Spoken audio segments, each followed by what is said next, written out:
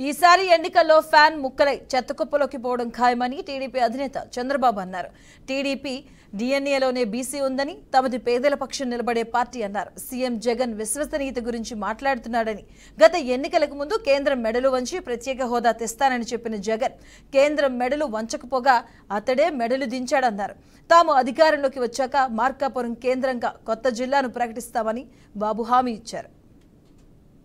తమ్ముళ్ళు విశ్వసనీయత ఉందా ఈ ముఖ్యమంత్రికి? పరిశీలిద్దామా లేదా?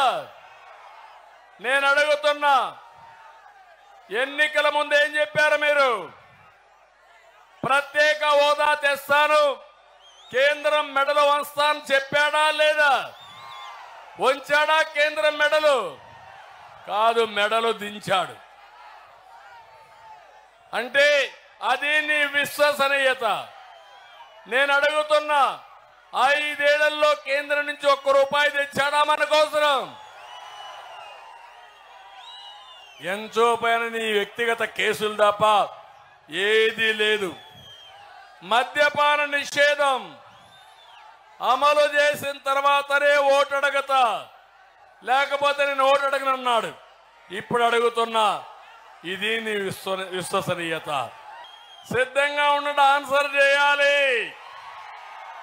హూ కిల్డ్ బాబాయ్? హూ కిల్డ్ బాబాయ్? హూ కిల్డ్ బాబాయ్? తెలుసా మీకు?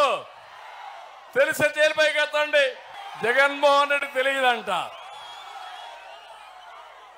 నిందితుడిని పక్కన పెట్టుకొని ఎంపీగా బాధితుల్ని ఇబ్బంది పెడుతూ జైలు పాలు చేయాలని ఆలోచన. సొంత చెల్లికి అన్యాయం చేస్తున్నావు. మీ బాబాయిని ఎవరు చంపారో ఇప్పుడు కూడా చెప్పడు. మాట్లాడితే కలియుగం అంటున్నాడు. ఇలాంటి వ్యక్తులు రావడమే కలియుగ మహిమ. అవునా కాదా? మా తమ్ముళ్ళు తాగునీళ్లు లేవని బాధపడుతున్నారు. నిత్యావసర వస్తువులు తగ్గించడానికి బటన్ నొక్కాడా అని మిమ్మల్ని అడుగుతున్నా. సిపిఎస్ రద్దుకు బటన్ నొక్కాడా అని నేను అడుగుతున్నా. సర్పంచులకి అధికారాలు ఇవ్వడానికి బటన్ నొక్కాడా? రైతులకు డ్రిప్ ఇవ్వడానికి బటన్ నొక్కాడా? అందుకే నేను అడుగుతున్నా ఈ ముఖ్యమంత్రిని,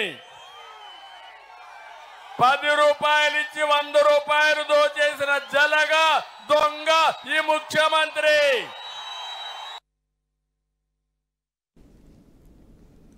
citizen forum for democracy TDP benami అని మాజీ మంత్రి పేర్ని నాని అన్నారు. ఇది ఒక రాజకీయ ప్రేరేపిత సంస్థ అని, వాలంటీర్ల ద్వారా పెన్షన్ ఇవ్వకూడదని ఆ సంస్థ కేసు వేసిందని తెలిపారు. పెన్షన్ సౌకర్యాన్ని ఆపేందుకు చంద్రబాబు కక్ష కట్టారన్నారు. యథేచ్ఛగా నారా భువనేశ్వరి చెక్కులు ఇచ్చి రాజకీయ కార్యక్రమాలు చేస్తుంటే పిటిషన్ ఇచ్చిన వారం రోజులైనా ఎందుకు ఆమెకు నోటీసులు ఇవ్వలేదన్నారు.